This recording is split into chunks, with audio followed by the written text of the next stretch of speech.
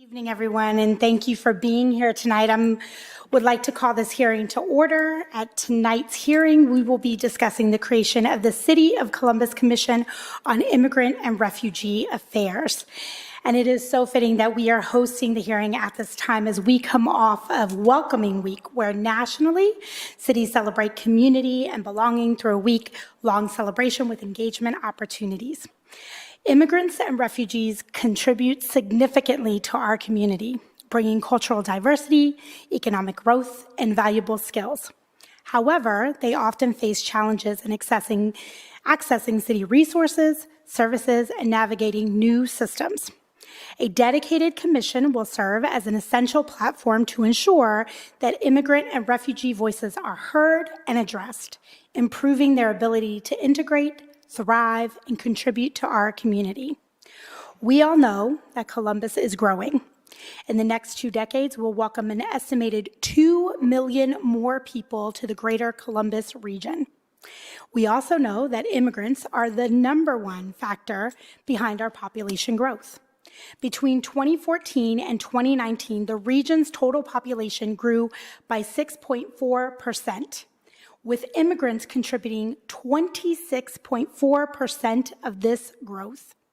Immigrants support our city's economic growth and contribute in all sectors of Columbus, from small businesses to food, music, the arts, and more. This is yet another strategy, this commission, to ensure that we have the infrastructure in place to address the challenges that will arise with population growth. In 2022, when I came into office, I funded a research study to hear directly from our immigrant community through a series of town halls. As a proud daughter of immigrants, this work is important to me, and I wanted to ensure that it was centered on community and wanted to understand the issues and the opportunities new and emerging communities are facing. This project, which we affectionately called Immigrants Make Columbus, was led by Dr. Arati Makalu and her team at OSU. It was designed to directly engage with immigrants on their sense of belonging here in Columbus. And we heard from community members, including our young people, as part of the study. And today, you'll be hearing a little bit more about the results of that study that we shared with the community earlier this year, and the next steps that we are taking here at Council, the first being this commission. So this evening, we will hear a presentation from three speakers, which I'll introduce in a second, and then we'll move from public testimony.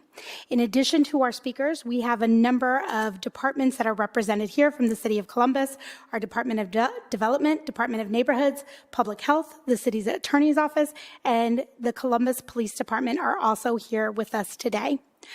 I also, before we begin, we have a number of speakers this evening from the community, and I'm not sure if everyone can see it from home or if we can have the camera zoom out, but we have a full house here at Council, and I just wanted to applaud everyone for coming out this evening. People have brought their children. I know that the day is busy and the day is long, but this just shows how important this is to our community and this conversation and what this commission could mean to the community. I also want to thank my colleague, Councilmember Nancy Day Ackhauer, who is here. The rest of my colleagues, although their schedules did not allow them to be here, I also wanted to thank them for their support in this effort and for their support of the immigrant and refugee community in Columbus. Before we begin, Councilmember, is there anything that you would like to say? I just want to second the thanking everyone for showing up. We all know it's no fun to drive to downtown Columbus in the evening, find a place to park, and go through security to get in here. But it just is so wonderful to see that everyone made the effort, that so many people care about the future of this commission. It's very exciting. I've spent the last decade serving on the west side of Columbus, which is beautifully culturally diverse, and so many great opportunities for us to come together as a greater community across Columbus. So thank you all so much for being here. Thank you, Councilmember. We are going to start with our presentations. So first, we will start with a presentation from Christopher Maitland, who is from our Legislative Research Office, and he'll provide an overview of the commission structure. Then we'll move to Dr. Arati Makalu, who will share the research findings from our Immigrants Make Columbus project. And then we'll round out the presentations with Dr. Dorothy Hassan, who will share her viewpoint from serving as a part of the Community Advisory Committee for the Immigrants Make Columbus project. So with that, Mr. Maitland, the floor is yours. Thank you. Well, louder than I thought. Again, Christopher Maitland from the Columbus City Council Legislative Research Office, here to talk about the Ordinance 2517-2024, which will establish a Commission on Immigrant and Refugee Affairs. We are still working on the ordinance language. We don't have that as of yet, but it will be that number. Councilmember Barroso de Padilla gave a lot of these statistics, but we want to discuss the reasons why we want to put this commission forward, and that is due to the increase in of immigrants and refugees in Columbus and Central Ohio.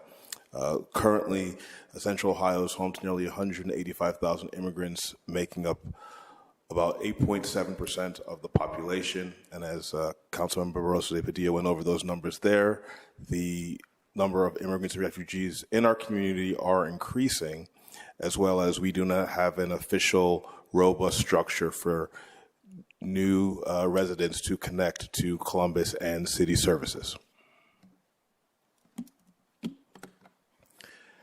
A commission of this type is not something that is new or has not occurred in other parts of Ohio.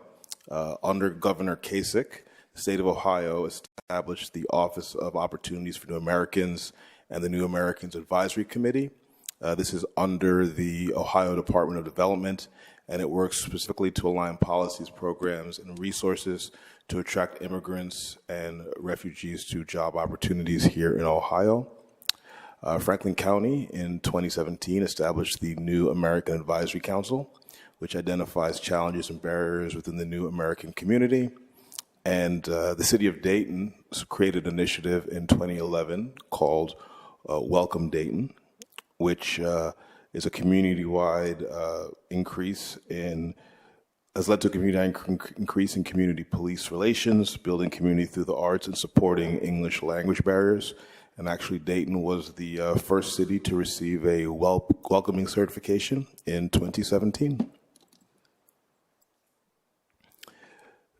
We will have someone speak more completely about the Immigrant Make Columbus report, but the report that Councilmember Barroso de Padilla talked about that the Ohio State School of Social Work conducted had several focus groups to discuss with immigrants and refugees in Columbus about how they felt and how attached they were to the city and its services and how they felt there could be a better connection. The report had 7 recommendations, which they will go over in more detail later, but one of those recommendations was creating a commission to directly address the needs of immigrants and refugees.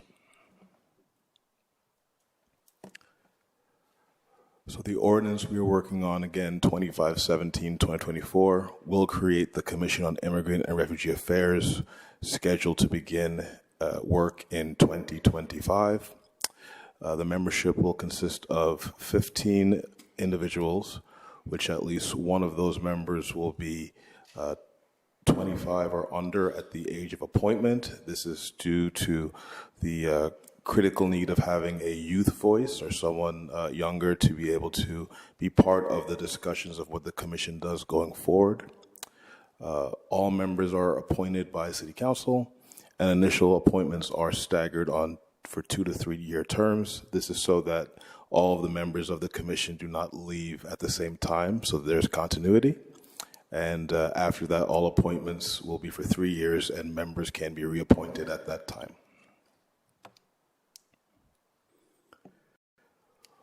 Once the commission is established, they will create bylaws to govern itself, which it will include electing a chair and vice chair, as well as having subcommittees that will discuss relevant topics for the commission members.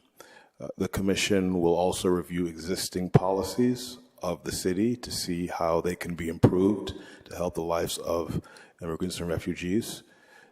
The commission will support community engagement with the many organizations that we have here that work with immigrants and refugees.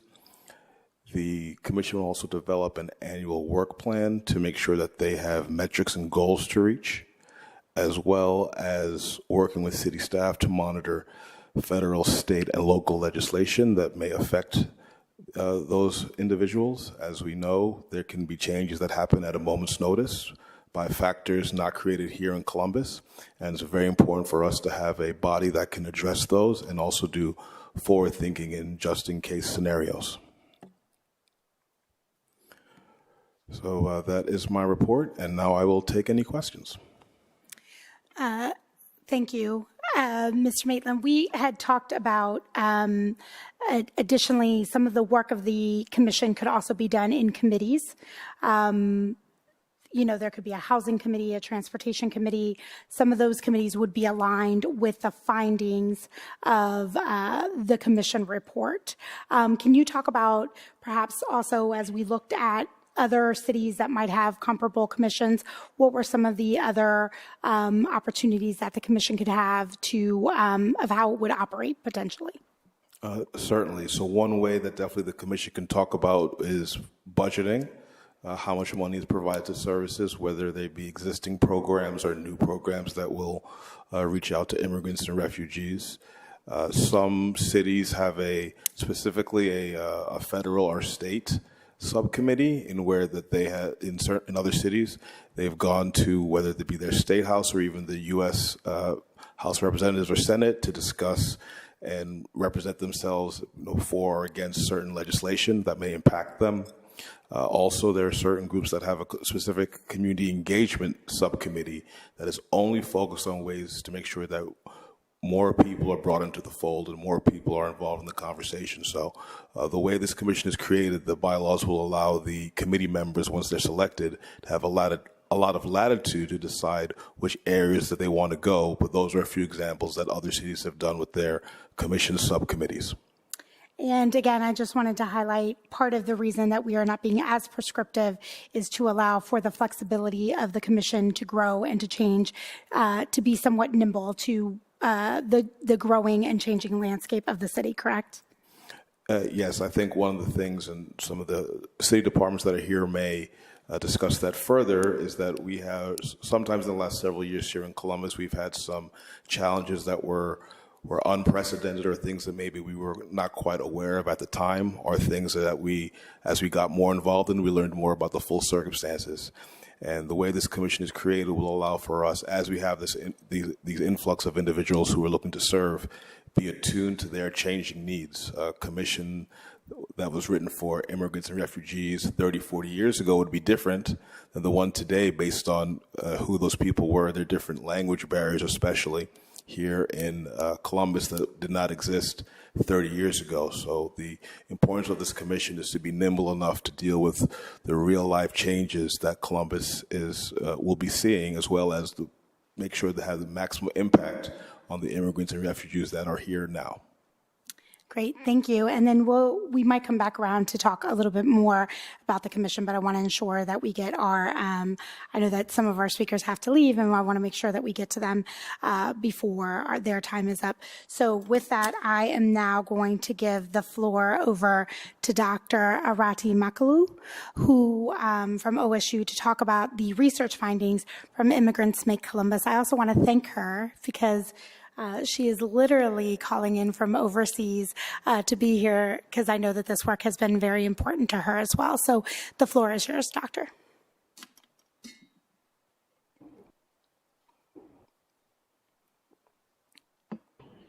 Good evening, everyone. My name is Arati Maleku, Associate Professor at The Ohio State University College of Social Work. And on behalf of the research team for the Immigrant Make Columbus project, I sincerely thank you for this opportunity to join you virtually. The creation of this commission on immigrant and refugee affairs definitely is a transformative move for our city.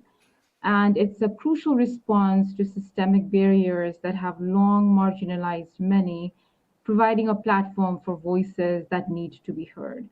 And with this effort, we believe that Columbus has a unique chance to build a city where every individual, regardless of their background, can thrive and contribute fully to our community's social and economic fabric.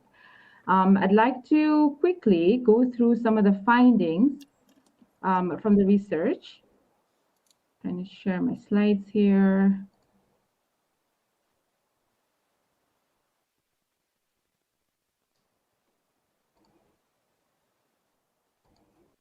Awesome. So our research really aimed to garner a comprehensive understanding of belonging and inclusion among immigrant, refugee, and migrant communities in Columbus. And this concept of belonging, which is the mental and emotional challenges migrants face in their struggle for social and cultural reorientation, is very important for immigrants and refugees because it influences social ties, participation in a community, overall well-being, quality of life, and the integration processes. And additionally, the sense of belonging significantly contributes to building a sense of community within neighborhoods, communities, or groups. But this also remains a very understudied area, particularly how sense of belonging impacts immigrant integration. So through our research, we aimed to answer these research questions to really explore these multifaceted dimensions of sense of belonging within the immigrant integration process by identifying facilitators and barriers to their sense of belonging through very diverse perspectives. Examining the role of sense of belonging in the integration processes and quality of life, and identifying strategic priorities for program and policy interventions to foster this sense of belonging. And I should add that as researchers deeply invested in community, we were also eager to really advance the science of community engaged research by establishing and reinforcing these pathways through collaborative community academic partnerships. So under the leadership of the Office of Council Member Barroso Di Padilla, intensive community academic partnership processes and extensive research where we collected data from immigrant refugee community members that represented 23 countries of origin at many town hall events, stakeholders that represented crucial segment of the Columbus community, and also engaged the young people, the youth voices that are often underrepresented. And through this extensive research, it became clear that successful integration is not just about navigating systems, but also cultivating true sense of belonging, that this sense of belonging is essential for both individual well-being and the collective strength of our city. Now, moving towards these key findings, in terms of the quantitative findings, the data showed that higher levels of integration alone are associated with a lower quality of life, suggesting that individuals may feel more integrated into their community, but their quality of life may not improve and even could decrease. Similarly, a higher sense of belonging alone is also linked to a lower quality of life. And these findings indicate that both integration and belonging, when considered independently, do not necessarily enhance quality of life and could have counterintuitive effects. And these challenges the existing theories and bringing into surface the immigrant integration paradox. Findings, however, revealed that sense of belonging significantly moderates the relationship between multidimensional integration and quality of life. So in practical terms, what that means is that the impact of feeling integrated on quality of life is influenced by how strongly individuals feel they belong to their community. So when people have a higher sense of belonging, the benefits of integration on their quality of life are more pronounced. And in contrast, without a stronger sense of belonging, integration alone does not substantially improve quality of life. So when we sort of decompose this interaction effect as shown in this graph, it indicated that higher levels of integration were significantly associated with higher levels of quality of life only when individuals' sense of belonging were higher. And in contrast, when people have a low sense of belonging, the effect of feeling integrated on their quality of life was not statistically significant, which means that even if people feel more integrated into the community, it does not necessarily improve their quality of life. They might still feel disconnected or unsupported, and this lack of belonging really cancels out the positive effects of integration. So based on these findings, programs and policy investment should prioritize um, fostering a sense of belonging to effectively address the immigrant integration paradox. And enhancing belonging can ensure that as immigrants become more integrated, they also feel more connected and more supported, leading to stronger improvements in their quality of life. A strong sense of belonging enhances the positive outcomes of integration, making it a key factor in supporting their overall well-being. So therefore, targeted program and policy investments in fostering a sense of belonging are essential to effectively mitigate the immigrant integration paradox and enhance the overall well-being of immigrants and refugee populations. So when we then go into the qualitative findings, the data sort of helps to unravel some of these findings even more. And participants from the community and stakeholder groups, they emphasize a genuine sense of belonging means going beyond survival. It involves finding robust systems, feeling genuinely included, and accessing opportunities compared to those available to the broader population. They describe belonging as encompassing a sense of home, safety, community, as well as the ability to effectively navigate and meet one's system. And that true belonging means not only addressing immediate survival needs, but also fostering self-sufficiency and personal growth and creating these opportunities to thrive. So based on the community, belonging is not just surviving, but thriving. Immigrants and refugees arrive in Columbus with many valuable skills and qualifications and eager to contribute, yet they face significant barriers to meaningful employment due to the systemic devaluation of foreign credentials. And so this devaluation not only limits their professional growth, but also deprives the community of their challenges. And so addressing this gap is crucial, as unlocking their potential would enrich the labor market and create a more cohesive, inclusive society. Navigating everyday discrimination and social exclusion emerged as a key challenge for immigrants and refugees striving to feel integrated.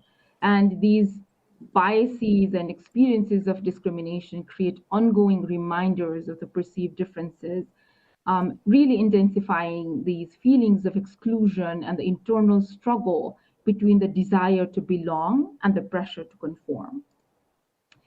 Navigating the journey to a sense of belonging is also fraught with numerous barriers, many of which stem from a one-size-fits-all approach that treat immigrant and refugee communities as a monolith.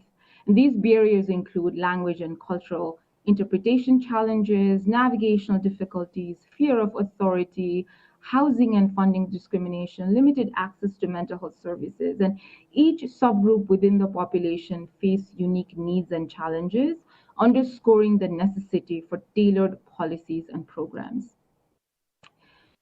The community highlighted several factors that foster belonging among immigrant and refugee communities in Columbus, and the city's growing diversity, along with proactive efforts from the local government officials, has created a welcoming environment.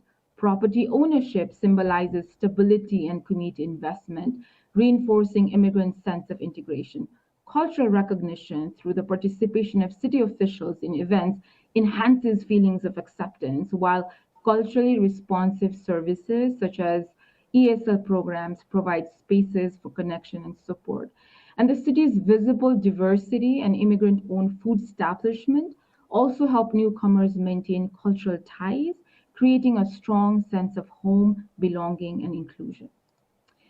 Now, the photo voice with youth revealed many key themes highlighting the experiences of young immigrant and refugee participants in Columbus. Places of belonging emphasized spaces like cultural stores, places of worship, home backyards that foster a sense of comfort and identity. Facilitators of belonging included community resources and events that promote inclusivity, such as cultural celebration, educational support. Barriers to belonging reveal challenges like lack of representation, exclusion in school and recreational activities, and cultural insensitivity in healthcare. Structural inequities and youth inclusion highlighted systemic obstacles like ethnic-based divisions, limited transportation, and also the burden of adult responsibilities. Participants reimagined Columbus as a city centered on cultural harmony, sustainability, and safety, envisioning improved public transportation, green spaces, and secure, inclusive environments. Together, these themes really illustrate the multifaceted nature of belonging and the need for inclusive policies and systems. There were 7 key recommendations for Columbus on fostering inclusion, belonging, and well-being for immigrants and refugees. And these included creation of a center for immigrants and refugees, a hub that would provide resources, support, and opportunities.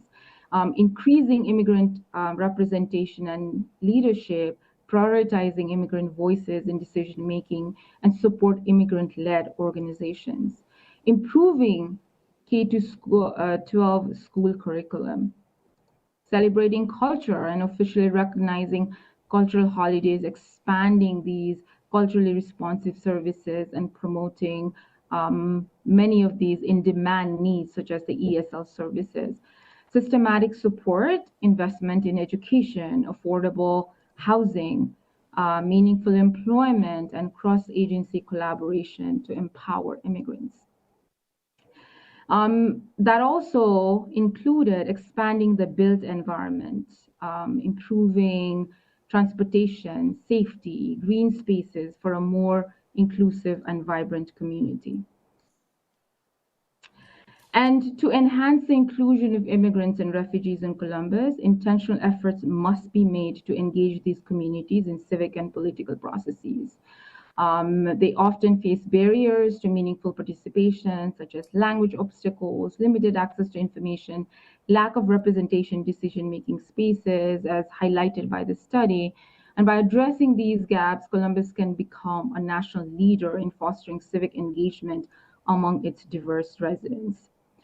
And so one of the most impactful ways to achieve this goal is by establishing a dedicated commission on immigrant and refugee affairs, which would serve as a formal body advocating for the needs and rights of immigrants and refugees, ensuring their voices are integral to shaping policies that affect their lives. And the commission would facilitate essential discussions among local government, community-based organizations, and immigrant populations, addressing barriers to integration and amplifying the perspectives of those historically underrepresented in civic decision-making. Additionally, the Commission could play a pivotal role in resource allocation, ensuring that services and support systems are tailored to the unique needs of immigrant and refugee communities. It would also create a platform for diverse leaders from these communities to emerge, thereby increasing representation and strengthening immigrant leadership in public spaces. By establishing a commission focused on the inclusion of immigrant and refugees, Columbus can take a decisive step toward becoming a more equitable and welcoming city. And this commission will not only advocate for the needs of immigrant communities, but also help shape our city's future in a way that values diversity and enables all residents to thrive. The full report from the study is publicly available on the OSU website. And I'd like to mention that the study is not just a collection of findings, it is a call to action. It really highlights the need for greater coordination and collaboration in the service delivery system with local government, philanthropic organizations playing key roles in fostering immigrant inclusion efforts. And as researchers deeply engaged with immigrant communities, we strongly urge the City Council to support this initiative, recognize the vital contributions that immigrants and refugees make to Columbus, and that this commission would reflect our city's commitment to equity and inclusion. And we're confident that this will pave the way for a more connected, vibrant, and just community. Thank you. Thank you so much. I know that we are having some connectivity issues, so I'm not sure she can hear us, but I know that Jessica is responding via text, I think. But thank you, Dr. Maluku, for going through that presentation. I encourage folks, if you haven't seen the whole presentation, we can make sure that that is available for folks. But you can see from the recommendations there, I would say that folks here are probably not surprised that this is the work that we've been doing for a long time. I think to be able to synthesize it and to be able to see directly that the commission and the work of the commission can address those other 6 recommendations is really what we're here to talk about today. Before we move over, we have one final presentation, and that is from Dr. Dorothy Hassan, who will just talk for a brief moment about her viewpoint and the viewpoint of the folks who served as the Community Advisory Committee. So Dr. Hassan, please, you can come up to the podium that's right here, actually.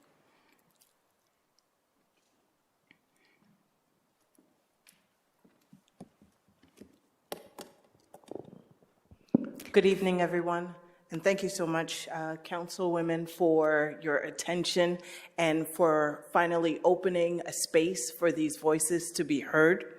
My name is Dr. Dorothy Hassan. I lead a nonprofit organization, and we are on a mission to improve the lives of immigrant and refugee families here in Central Ohio.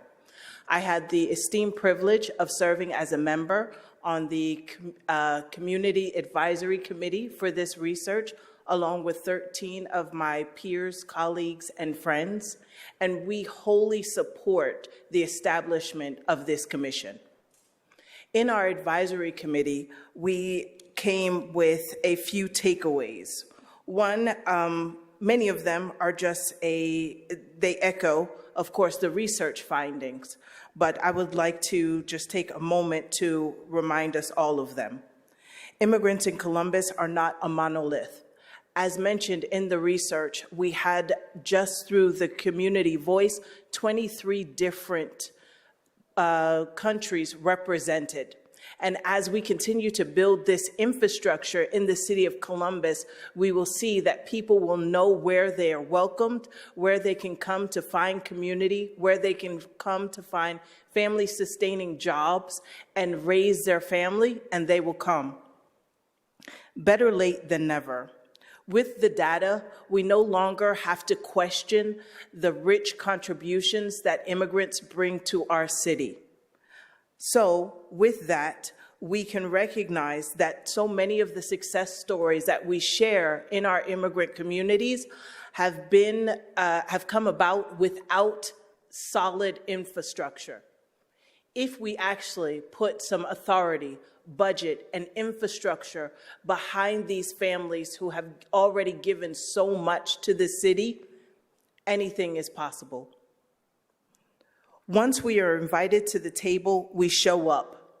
The multi-layered data collection of the research demonstrates that the communities that we serve in immigrant and refugee families are not only able, but ready to step up and be engaged. The sense of purpose and belonging are a package deal. And when the quality of life for immigrant families is improved, it is directly influencing local economy, education, and justice institutions. Once we improve the quality of life for our refugee and immigrant neighbors, everyone wins. Thank you again for the opportunity to share with you this evening.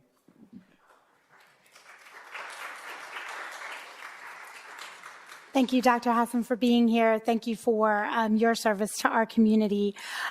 Before we start with our, we have a number of speakers that have signed up. As I stated, there are a number of departments that are here and that are represented, and I want to ensure that we touch on some of them. We might bounce back and forth between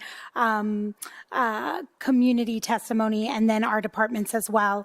I want to start off with our Department of Development. One of our deputy directors, Hannah Jones, is here. Thank you for being here this evening, Director. As we mentioned, the city of Columbus is growing. Our population is only expected to increase. As we think about, we've had multiple issues with some of our larger housing developments. One in particular, we had in Colonial Village, we had a challenge with folks who were part of our immigrant and refugee community. Can you talk a little bit about how, from your perspective and the work that you've done, and we've had lots of conversations about the journey that we've been on as a city in terms of learning how to reach out and how to be supportive of emerging communities. But can you talk a little bit about how this commission can assist in addressing housing challenges faced by immigrants and refugees, such as access to affordable housing or understanding tenant rights, and how we can work together and help to, if we did have a housing committee as part of the commission, how it could be supportive in the work that you do every day. Absolutely. Thank you so much for the opportunity to present this afternoon and evening, Council Member, and thank you very much, Council Member Dayakauer. I think first and foremost, it falls a lot under what you've already discussed and has been highlighted, which is belonging and integration and quality of life. And they all go hand in hand, which is when we encounter situations that require an emergency response, we want to do it with cultural sensitivity and with an awareness to the needs of those families. And especially for this population, it can oftentimes be very unique. And I would say that I am so grateful to probably many of the people in this audience and their organizations for being willing to step up and help us learn how to do that appropriately in the moment. So having a commission like this would give us that feedback loop that we need. Excuse me. I think of smaller examples that happen quite often. For example, we were working in the South Park apartment complex, and we had a unit that was vacated, and the family there spoke Mai. And so it was immediately, how do we find somebody who can speak that language, because it's not a written language? How do we ensure that we're getting the right documents? How are we asking the right questions? Are we talking to the right family member? All of these things that are so important to allowing families to feel like they belong. And that we're not asking them to come to us, but that we're coming to them. So I think especially on the tenant rights side, that's really important. And then on the affordable housing side, we have a number of vulnerable populations. How to identify the needs of each population in a way that serves them. And I think especially in this area, you have a lot of families for whom reunification with members is important or critical or why they're here. And so much larger families that have unique needs and unique housing challenges. Thank you. And I think another thing that I want to point out about the commission is that it is certainly not a commission of the City Council. It is certainly not just a commission of the administration.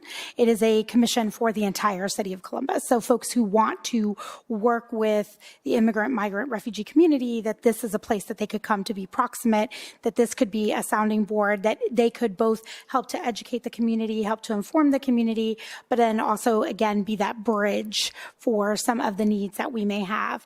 I think I'm going to move along. I know that you're going to leave us soon, but I wanted to ensure that you were here for the time that once we do head over into public testimony, if there are other questions that we can refer back. But I want to thank you again for being here this evening, and thank you for the work that you have done, again, to support our emerging communities.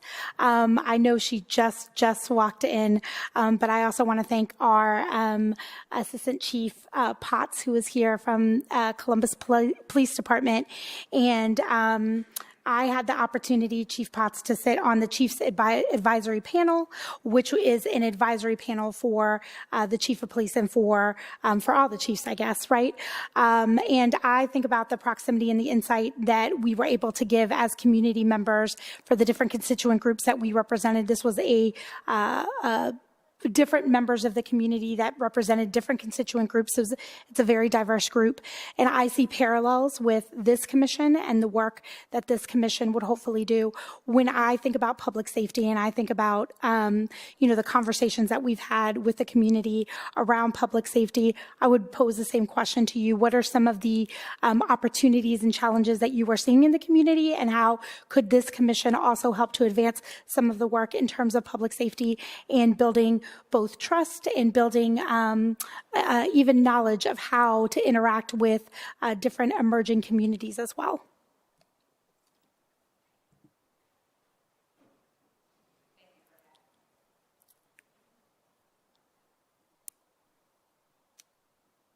Is the light turning on?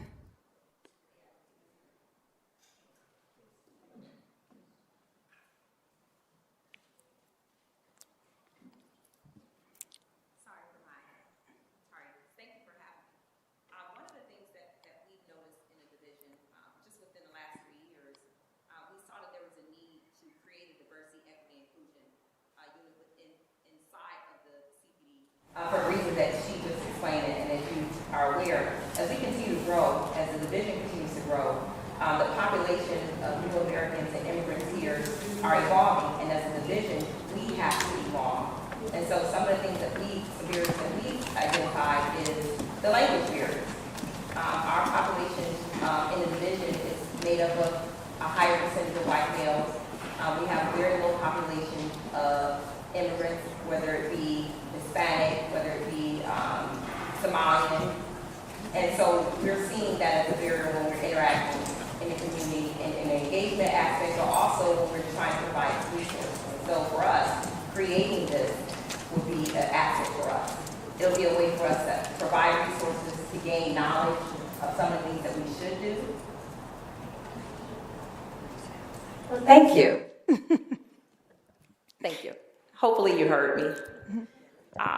And so I think this conversation is extremely important, and we're supportive of anything that we can do and provide that would lend a voice to underrepresented population in Columbus, because we do value our immigrant population, and we also want to encourage them to feel that they can become a part of the division, because we truly want our division to be representative of the community in which we serve.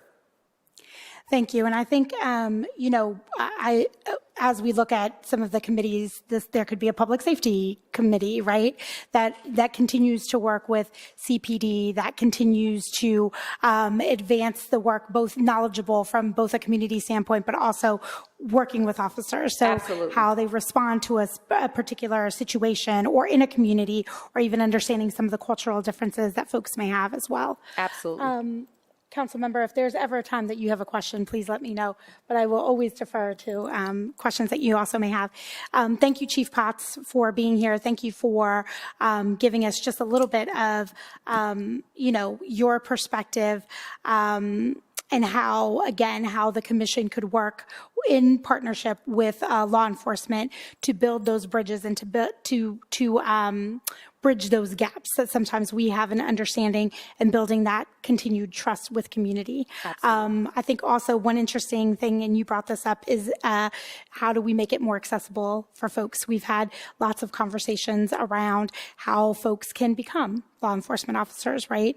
There's language barriers and there's other things that we are also looking at. And I think, being able to be proximate to community, to have those conversations, to understand how we can start to address some of those barriers to make it more accessible for folks as well. Yes, ma'am. Thank you.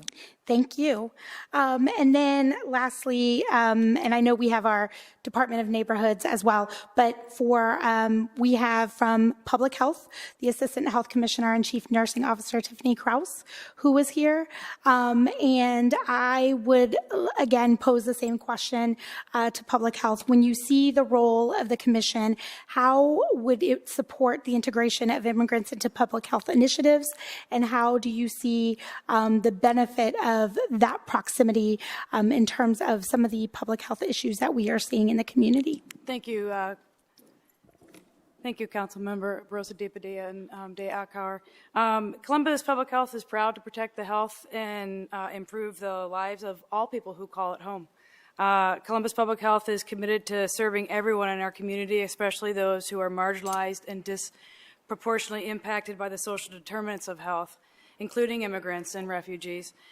Refugees may arrive with health conditions related to their experiences in refugee camps, such as malnutrition, untreated chronic diseases, and mental health issues, including trauma. At Columbus Public Health, we serve clients who speak over 100 languages. Columbus Public Health prioritizes language access to ensure that all residents, regardless of language proficiency, can access the critical services that they need. Since January of this year, we completed nearly 6,000 interpretation requests to provide culturally appropriate care to clients, and I think a commission would continue to help us proceed with that. Obviously, we know that our immigrants and refugees have barriers, and so I think the Commission on Immigrant and Refugee Affairs could help to form a positive step in making sure that their voices are heard on issues that affect them and their families, friends, and communities. And in fact, their input will raise awareness of the diverse needs and challenges in our community and will highlight not only for our council, but for all of us, common concerns that are unique in the immigrant and refugee community. Their voices will provide authenticity and guidance to our ongoing efforts to serve the health and human services needs, also education, job training, housing, and all the social determinants of health. And how have you seen, when we talk about the population growth, how have you seen, from a public health standpoint, how have you seen the need to grow for the services that we provide to the community, especially around language access or some other obstacles that you are currently seeing that, again, we could begin to address as part of the work of the Commission? Sure, thank you for the question. I could give you a good example. So in the month of August, lots of kids, and August and September, lots of kids go back to school. And so our immunization clinic is full of lots of children who need their vaccinations to go to attend school. And we have seen the progress over, I would say, the last 10 years of the population that we serve. And we just pulled some data just a couple of days ago that almost 80% of the population that we served providing childhood vaccinations were those who have English as a second language. And so providing culturally competent care and then also providing interpretation and translation services so that we can provide not just the culturally competent care, but also the health literacy and the education for our community members.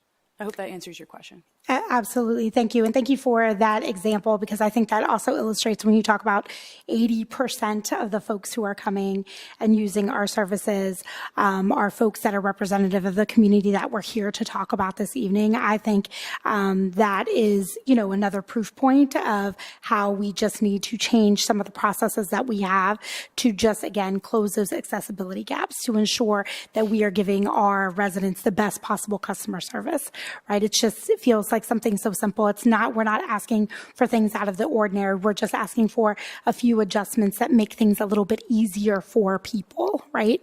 So thank you. And then lastly, before we move to public testimony, we have from our Department of Neighborhoods, Abdi, tell me how to say your last name correctly. Sofu. So Abdi, we know that the Department of Neighborhoods, if there was a department within the city that certainly is most proximate to people, is our Department of Neighborhoods. This is your bread and butter every day. There's a number of services that the Department of Neighborhoods provides, such as language translation. We have the new Americans Leadership Academy. I would love to just get from your perspective. I know that you have been a partner in this work, attending many of the town halls that we have. Can you talk about, from your perspective, the work of the Commission, and as we kind of envision it, how would it help to advance the work of the Department of Neighborhoods? How would it help to advance, our residents in ensuring that we are closing those accessibility gaps? Well, thank you, Councilmember Barusa Dabia and Councilmember Dale Kyer. Again, as the New American Program Coordinator, we work very closely with immigrant and refugee residents of the city of Columbus to make sure that they're fully engaged to become part of, city of Columbus economic, civic, social, and cultural life of our city. We do this by working on policies and, programs, services, community based social service organizations, ethnic groups, faith-based, to make sure that the community is involved in the city government programs and services, and that the city government is accessible to participate. The services of the city of Columbus is accessible. And we focus on this by, as you mentioned, providing a number of programs that focused on civic responsibility, leadership development, in the case of the New American Leadership Academy, direct programming in terms of language access. Of course, we do manage the language access services, including having a direct 311 language line, and making sure that the equity and innovation of our program is aligned with our growing New American residents. We provided a number of direct platforms where, not only ensuring working with those social services-based organizations have access to city governments and different city departments, but also making sure that we do empower them. And this year, we established a civic integration seed grants where we work with quite a number of community-based organizations, offering them a capacity building programs. And certainly, this is a type of dialogue that we believe, given that the infrastructure, a solid infrastructure like Dr. Hassan referred to earlier, is in place, will make sense to continue with the dialogue. There has been a number of attempts by community stakeholders, especially government entities, that created a number of conversations. An advisory council that Franklin County created called New American Advisory Council. But given there is an intentional effort to make sure that that solid foundation is in place, will make sense to empower the advocacy that the community needs. Thank you, Abdi. And again, I want to thank you for your work. I think when I, again, thinking folks who are most proximate to this work, and certainly you both in your personal endeavors, but certainly in the professional endeavors for the more than a decade here at the City of Columbus, have certainly been working on these issues as we've seen the population grow over time. And I think that we have hit a point right now where it's interesting. I just did an interview talking about, we are on a national stage right now, especially as we are close to a presidential election, where we talk about things that are hot button issues. And immigration certainly always seems to be one of them, but it feels often as if the conversation is one-sided. It's one part of the immigration conversation, and it's talking about a broken immigration system that is not equitable for everyone, and we see that. And that's why folks, it takes them so long to get to a place where they can actually become a citizen, right? Or they're somewhere on that journey, and it's complicated for folks to understand.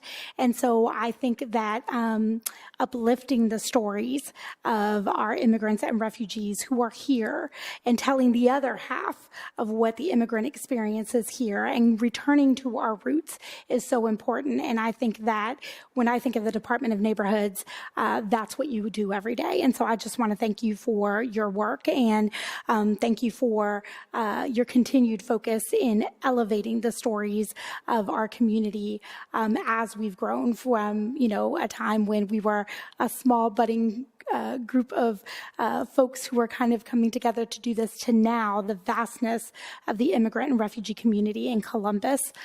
So thank you again. We are going to now move to public testimony. So I will say this: Lourdes Barroso de Padilla apologizes for any pronunciations. I deeply understand.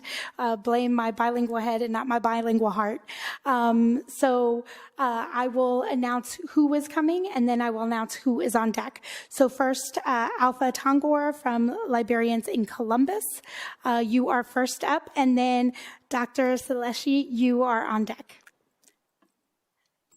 Alpha, come on down. And just a reminder for all of our speakers, you have 3 minutes. There is a timer. And you are going to introduce yourself and then any organizations that you represent. Good evening, Councilwomen. Thank you, Councilwoman Barroso de Padilla. Thank you so much for your leadership on this very important topic. I'm honored to speak in support of the establishment of the Commission on Immigrant and Refugee Affairs. My name is Alpha Tanger. I'm a local entrepreneur and a community leader representing thousands of Liberians here in the city of Columbus. My journey, like many others, reflect the challenges, the triumph, and building a new life in a new country. My family migrated to the United States in 1997 from a war-torn nation of Liberia. As the eldest of 4 children, I saw firsthand the struggles of my parents faced to navigate in a new country.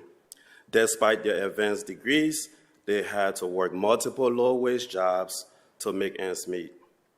From my experience, Columbus is a city shaped by diversity. I have witnessed firsthand so many immigrant families making positive contributions to grow this great city of ours. According to a recent study by the New American Economy, a research center in New York reported that Central Ohio is home to 9,800 immigrant entrepreneurs, which account for 12% of the region's business owners, accounting for over $290 billion in annual revenue. As an immigrant business owner myself and a community leader, I've had the privilege of working with so many New American immigrant entrepreneurs, whether it's assisting them navigating some of our most complex zoning codes or just helping them gather resources for their business, financial resources. I often find myself as a guide and navigating them through these daily tasks, the barriers that we all face. A recent study also reports that 1 million plus increase is going to be in our immigrant population by 2050. To prepare for this growth, the establishment of this commission is not only the right thing to do, it is an economic necessity. Immigrants bring diverse skills, entrepreneurship, and innovation to help grow our city. It is reported that cities that actively support immigrants see higher rates of business creation, innovation, and workforce participation. When our immigrant families thrive, when our immigrant families settle in Columbus, they stimulate demand for housing, goods and services, which create a ripple effect, meaning that local businesses thrive and there's increase in job opportunities for all residents. However, the true potential of our immigrant community and our immigrant and refugee communities can only be realized if we make it easier for them to navigate this complex system, access to resources, and encourage them to be civically engaged. The Commission on Immigrant and Refugee Affairs will play a pivotal role in removing barriers, ensuring that immigrant families' voices are heard, and fostering a collaboration between policymakers and community leaders. Thank you so much for the opportunity to present to you this evening. I know that if our immigrant communities thrive, our city of Columbus will thrive as well. Thank you. Thank you so much, Alpha. So next up, we have Dr. Seleshi from the Ethiopian Social Services, and on deck we have Claudia Cortez Reinhardt from the Central Ohio Workers Center. Thank you so much. Good evening, Council Member Lorosa Paraso, and then my friend, Council Member Day. I'm really, on behalf of my Board of Trustees of ETSS and my staff, my entire team of ETSS, I really thank you for proposing this timely and evidence-based of commission for immigrants and refugees. This is timely, really appreciate. I really thank you for making this. We are waiting for long. But the message that I got from this commission is that you are, it's about belonging. You're telling us that you belong here. You are accounted, you are valued. And really, you did your homework, my friend, because you listened the voice of our community, you heard them, you make the recommendation, and now you are in action to make this happen. This is what leadership is about. I really appreciate for that. So my name is Seleshi. I'm representing the ETSS Tohono Social Services, one of the prominent refugee immigrant serving organization and also low-income individuals in Central Ohio. ETSS was established in 2000 to help the Ethiopian community, but in 2005, we expand our mission to embrace all refugees and immigrants and low-income individuals. So our main purpose is really to help our newcomers integrate into Central Ohio for social integration, linguistic and cultural integration, political integration, social and community integration, all those really needed services that we are providing for our community. So this commission will bring us hope, because if I tell my story, my story is a story of refugees and immigrants. I came from Ethiopia, pushed by dictators to go out because of my opinion, and I came and landed here in Columbus. So I started with my team from scratch, ETSS Tohono Social Services, and providing and filling the gap because there was no such culturally and linguistically appropriate services. So because of ETSS, for 20 years of services, now we are creating a job, over 200 employees in my agency alone. That's how the story of refugee immigrants. We are not really coming and taking the American jobs. No, we are filling those abandoned jobs and then difficult to work by American members of the community. So the refugee immigrants' impact in their economy, in their social status, in their cultural values, religious values, brings the harmony of the Columbus community. It has proven a lot of data that people can speak. But from my story, you can see that how impactful we are. For the last decade alone, we serve over 50,000 individuals.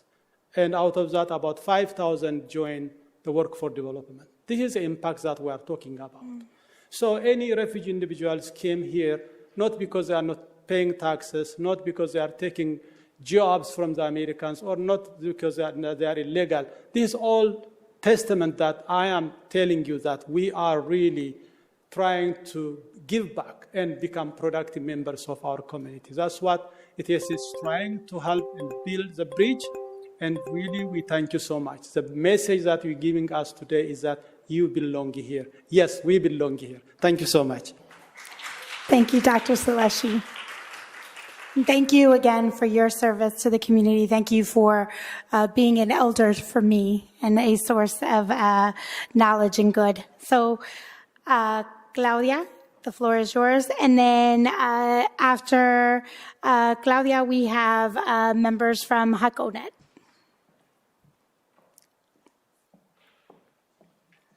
Good evening, and thank you so much for the opportunity, Councilwoman Barroso de Padilla. As a Mexican immigrant myself, I have dedicated my life to work and support the low-wage and immigrant workers of this country. And I'm here with my colleagues, Isabel Alvarado and Molly Shee, to speak on behalf of the Central Ohio Workers Center and the many immigrants we represent.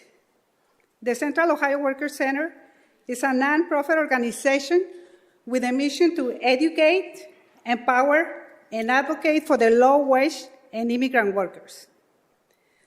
We support the creation of a commission that can be a helpful mechanism with the power to educate the relevant government, city officials about issues and problems, including workplace issues and how they can be solved. We believe the Commission should have the power to research, gather information, and make policy recommendations regarding immigrants and refugee workers. Work issues like unsafe working conditions, wage thefts, and others are very prevalent in the immigrant community. Therefore, The Commission should address immigrant workers' rights and have representatives from our worker center to serve as a voice of immigrant workers. Thank you so much for doing all the work you do. And as I said before, you're a brave councilwoman. We thank you for all the work you do for us, the immigrant community. Thank you. Thank you, Claudia. So we have representatives from the Haitian Community Network. Mark, are you coming up together or separate? Come on down.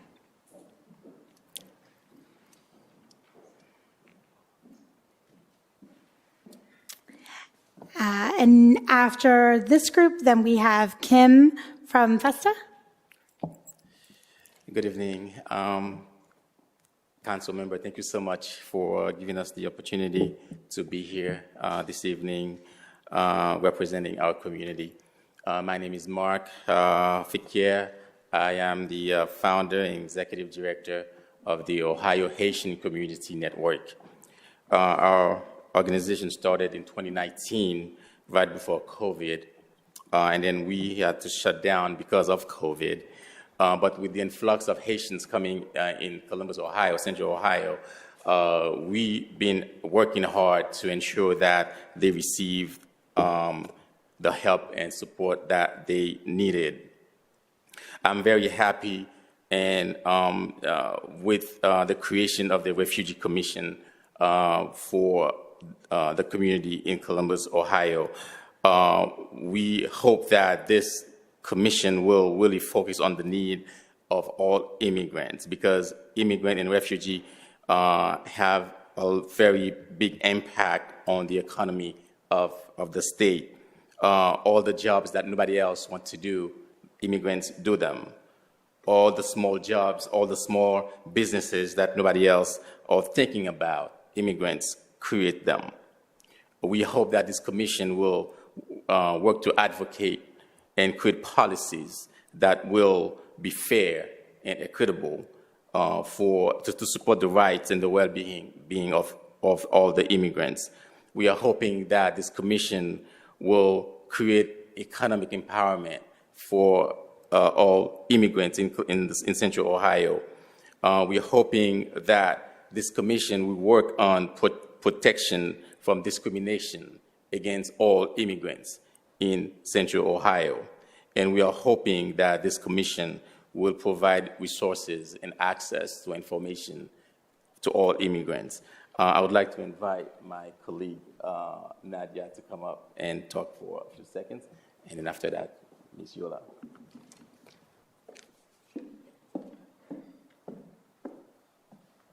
Thank you, Mark. Good evening, everyone. Honorable members of the Columbus City Council, I stand before you today to advocate for the full inclusion of Haitian immigrants into our vibrant community.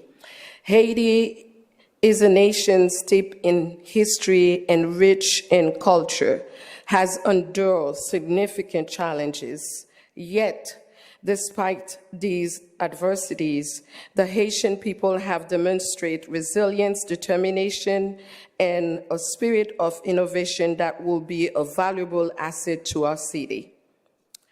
Haiti's history is one of struggle and triumph. As the first Black nation to gain independence and has served as a beacon of hope for many around the world. The Haitian people have faced natural disasters, political instability, and economic hardship, yet they have preserved with remarkable courage. The experiences have instilled in them a deep sense of community, strong work ethic, and resilience that can enrich our own city. The Haitian culture is a tapestry woven with vibrant colors and rhythms. Their music, art, cuisine are renowned worldwide. Haitian cuisine, for example, offers a unique blend of African, European, and indigenous influences. Introducing Haitian food to our local restaurants and markets will not only delight our taste buds, but also foster cultural exchange and understanding.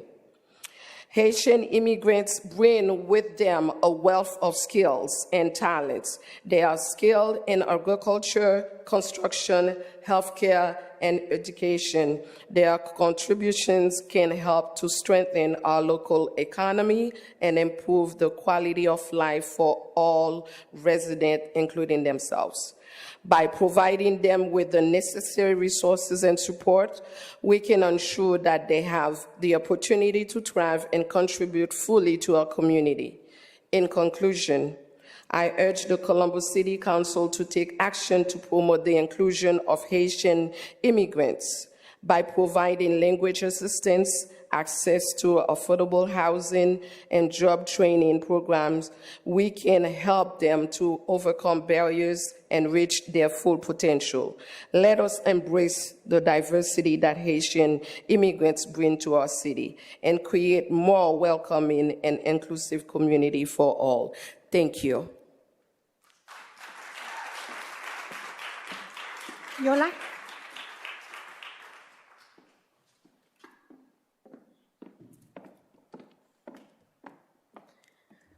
Good evening, everyone. Thank you, Mark. Thank you, Councilwoman, for allowing us to convene today. My name is Yola. I serve alongside Mark Fakir at the Haitian Community Network.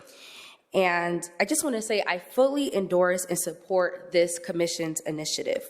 With this initiative, it can benefit us by providing representation in different sectors, which encourages the structure of community and encourages assimilation. It'll enhance job readiness and bridge gaps for language and cultural barriers. The beauty of bridging the gap through this initiative brings me to a few memories. From easing the anxiety of a mother giving birth to a premature child with no family support and can only speak Haitian Creole, providing translation and creating unity in the hospital room where doctors of all backgrounds were saying push in Haitian Creole, encouraging her, to building relationships with school administration to address bullying crisis, to foster unity in school public systems, and educating students on diversity, and speaking with managers from businesses on the great work ethic of Haitian immigrant workers and minimizing hurdles within job hiring processes. The statistics we see provides a bigger picture economically. 1 in 16 employees are immigrants in Ohio. $7 billion are contributed through the pockets of immigrants, and 97.1 is the employment rate that of refugees that are likely to be hired. There's an obvious picture of a willingness to assimilate and willingness to contribute in society. And I believe with this initiative, with this structure, with this commission, we can build a better Columbus together. As a daughter of 2 immigrants from Haiti, I've seen the diligence of immigrants coming here for a better life and working hard. And I'm certain this will build a stronger and better Columbus for us all. Thank you. Thank you. I just also wanted to say to our friends from HICONET, I know that this has been a journey. Mark and I met when I was running for council, and you were one of my first meetings when I came on as a council member. And so I think it is important to say the strength lies in us being together as a unified community, because today it's Haiti and tomorrow it's another country, right?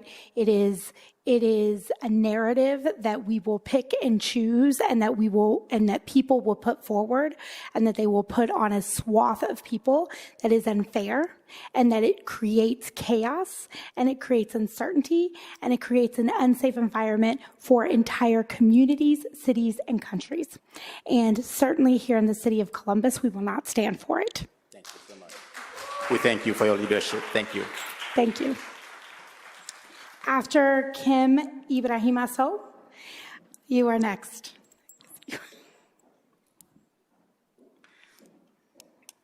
Good evening, Councilwomen. Thank you so much for having this. I am so excited about this commission. Thank you so much for having it. I'd like to talk about quickly 2 stories of why I am so affirmed in your putting this commission together. The first is I was honored to sit, first of all, I'm Kim Emsch. I didn't say my name, Kim Emsch with FESTA for 17 years. I've been honored to love and serve immigrants, migrants, political asylees, and refugees here in Central Ohio who come from 91 countries. And I was honored to sit on the Franklin County Commissioners New American Advisory Council for 6 years. That ended shortly after COVID. And one of the things that we discovered together by not only getting to know each other, meeting each other, but also hearing the voices of our newest neighbors was how few English language programs there were. We sat together for years, acting as if and believing as if there were many, many programs in our city. FESTA did the research because it didn't exist and learned in January of 24 there were only 31 ESL organizations offering ESL in Central Ohio, serving only 6,704 people.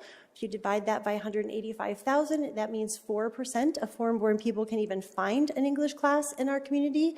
And I think that is awful because, unfortunately, in America, the lack of English bars people from the workplace.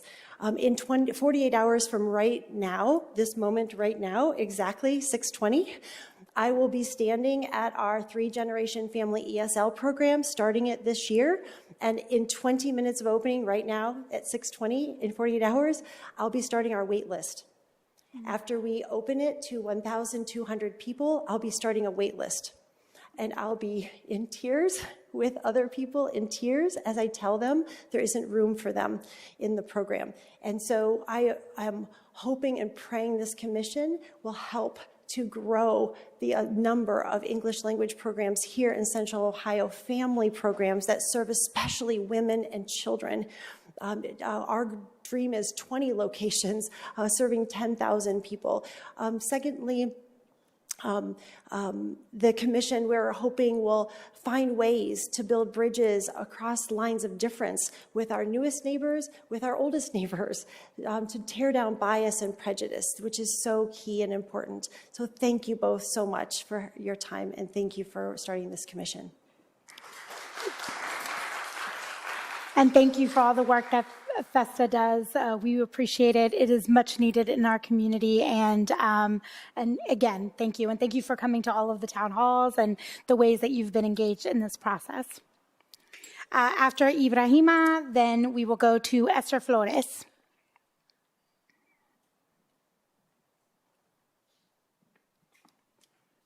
I got to orient my bodyguard. All right, stand right here. Stand right here. Don't move. Good evening, Councilwomen.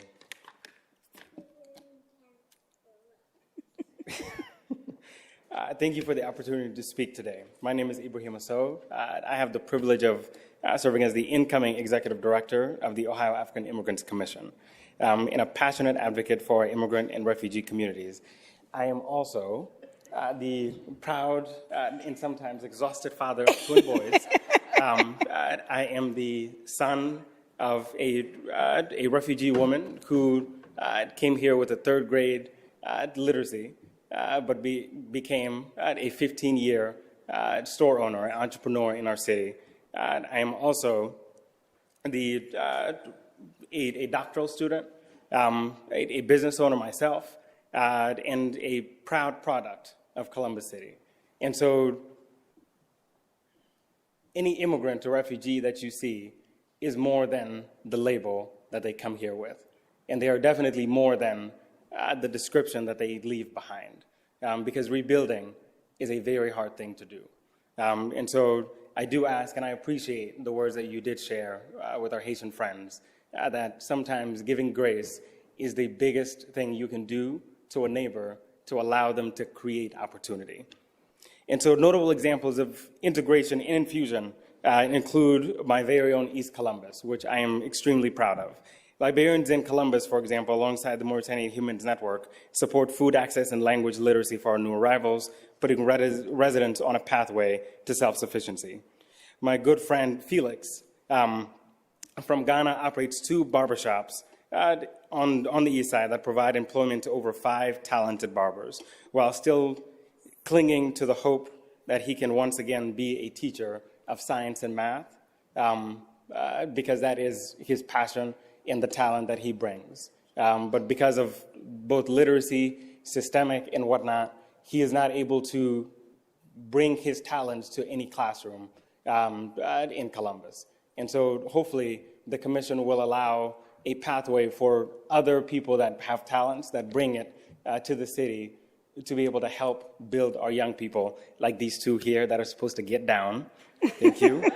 So establishing the dedicated Commission on Immigrants and Refugee Affairs would provide not only a pathway to advocacy and effective advocacy, but also allow us to be better coordinated when it comes to all the different plethora of resources that we have. But what we understand is there's usually a gap in coordination that brings about the perception of lack of resources. And so hopefully this commission will allow not only the best and brightest that we can nominate to be on this commission on a rotating basis, to have that level of representation and voice at the city level, but also mimic and model the African Commission that we have at the state level, and also become a model that other cities across the state can also take on as a form and platform of integration.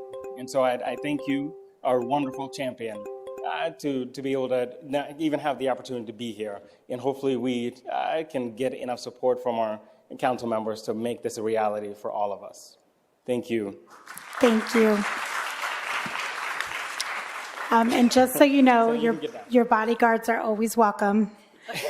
My mother never believed in a babysitter. I went everywhere with my parents. And so this is a place that children are allowed to, and they should be here to see this process. Absolutely. So thank you. Thank you for being here this evening. Esther Flores, the floor is yours. And then after Esther, Mazen Razul.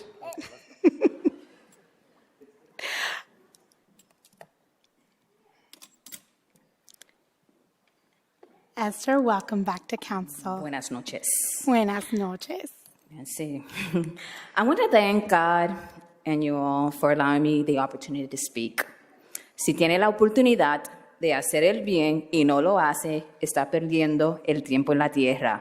To my English colleagues, anytime you have an opportunity to make a difference in this world and you don't, then you're wasting your time on earth. Roberto Clemente said this. He was the first Puerto Rican ball player who played for the Pittsburgh Pirates in the National League, a devout Catholic, dedicated family man, and a humanitarian who lost his life in 1972 in a plane crash while he was bringing aid to earthquake victims in Nicaragua. He told many he was commissioned by God to play baseball. He was discriminated against because of his color. But he had great baseball abilities, seen with an equal pay. He was a Black Puerto Rican with an accent, yet he lived by the golden rule and he died because of it. Tonight I am commissioned to speak to you truth. You both already know what I do. I'm the founder of an organization that works with human trafficking victims. It's named One Divine Line to Health.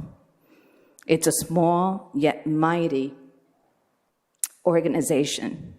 The things that I've seen, the things that I've done to save lives, it hurts because it's here in Columbus. Twice this year, I was verbally assaulted by Black men. One was a serial rapist, and the other was a psychotic trip outside of our Hilltop Drop-In Center, located in the epicenter of human and drug trafficking, Columbus West Side. Each one wanted to come in. I said no. This is a program for women, kids, and transgender folks.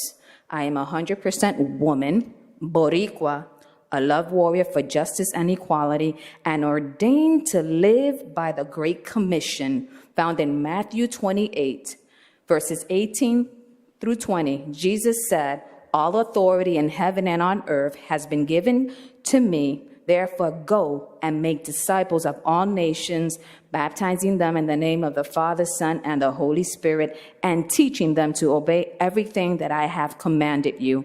For me, it's the interpretation of the Golden Rule.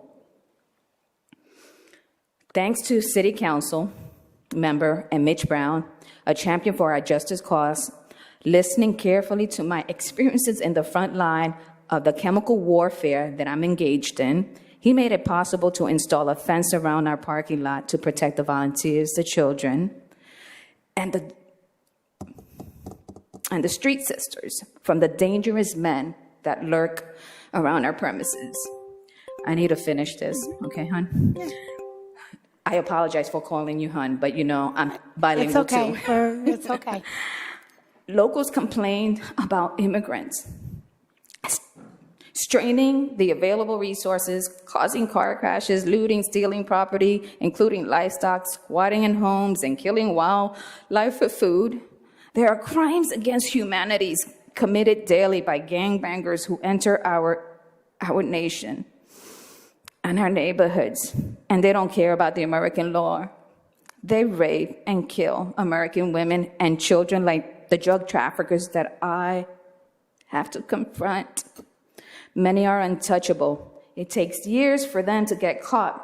Look at P. Diddy. To the foreign criminals and the American jails are luxurious hotel rooms, who is paying their commission for their criminal acts. So there are steep penalties for killing certain kinds of birds. The Bird Act of 1918 protects the Canadian geese from being killed and hunted. The fines range from $5,000 to $15,000, depending on the offensive action. Imprisonment for 6 months or more, depending on the misdemeanor, and felony charges for guilty offenses. The American bald eagle is an endangered species. The first offense of killing one is a misdemeanor with a fine of up to $100,000 and a year in jail. A second offense is a felony with a penalty of up to 2 years in prison and $250,000. While a baby born on the hilltop has a lower life expectancy than a baby born in the Columbus Zoo. Immigrants build America. However, the open border by Bidenomics have created chaos, inflationary prices on necessities for everyone. Look at New York City. The hotels were receiving between $160 to $300 a night. Multiply that by 365 days. We're talking about $1.8 to $3.3 million. While retirees, veterans, and working American families are being displaced. They drive luxurious vehicles and some scooters unlawfully. Many come from cultures that do not recognize you women, us as leaders. Women are considered property. Healthcare costs are burdensome. America is not equipped to treat tropical diseases. You need to have foreign-born physicians here to treat these diseases. I'm sure that there will be some price gauging from foreign pharmaceutical companies. I know this firsthand. I have traveled to many world countries as a nurse missionary. The cost of the over-the-counter anti-parasitic med of albendazole costs 50 cents abroad. Here, 2 doses cost $50. And you need a prescription. Let me personally put this in my perspective. I've had 4 eye surgeries within a year. It cost close to $1 million. I have a $5,000 deductible that I have been struggling to pay this year. I am a CEO of a nonprofit, and my motto is to love the sick and love the world. It is a small nonprofit, but we're saving lives every day. While our drop-in center is not facilitating prostitution and drug activities, are you going to pay the prices of the pain and the suffering that's existing in our communities? I'm here as a Puerto Rican and an American, but I love everyone. I forewarned, heads up, Maria and Marshall at the mayor's office about these issues, and I'm so glad that you guys are considering this commission. The cartel has brought a lot of folks here. They kill families. We've lost a lot of women. Many children have gone missing. The humanitarian acts and efforts are needed, but we need to do something strategic. Lastly, I do my best to live the golden rule. I'll risk it all, even if I die. I don't care, I'm a registered nurse. But I'm going to tell you something. And Sojourner Truth said, I am not afraid to stand alone here to speak my truth, and I will fight for what is right. Let not this commission propose ideologies that have been happening in New York City, in Chicago, in California, and in other cities. You want to make a difference? Live by the golden rule and have professionals who would consider every person equal. Doesn't matter if it's a woman, a child, or a male. Thank you. Thank you, Esther. And thank you for the work that you continue to do on the Hilltop. We appreciate you. Mazen? And after Mazen, Sardarshan from the Bhutanese community of Central Ohio. Good evening. Sister got me hyped up, so I don't know if what I wrote is relevant after. Thank you for having this meeting and working on this initiative for the creation of this commission. My name is Mazen Rasool. I'm a Palestinian-American immigration attorney here in Columbus. I also serve as the chairperson of the board of directors for the Riverview International Center, a center that provides services for new immigrants in many different aspects. I'm very happy and glad to see the establishment of this commission, and reviewing the reports, the data is very promising, and I completely support the establishment of this commission. As an attorney who deals with immigrants from all around the world, with really a majority of my clients actually from the Haitian community and the Muslim community, very different communities. I hope that this commission actually has the true representation that knows and understands what is needed in these communities, what is needed for our new immigrants, and how to actually deal with those issues directly. Government agencies could help in some direction, but they're generally proven to not be as effective due to bureaucracies and other issues. And therefore, this commission must work on building the partnerships with organizations that are community-based organizations, such as the Riverview, such as the Haitian Community Organization, and others that we heard from today. Those know exactly how to work with the communities and deal with them. I also like to echo, more important than ever before, what you said regarding the Haitian community and all the hate that's happening against them. I truly respect and admire the Haitian community and my clients, and I know their stories. You know, picking up everything that you have and leaving your home country to immigrate is not an easy decision that someone makes. No one makes it just for fun.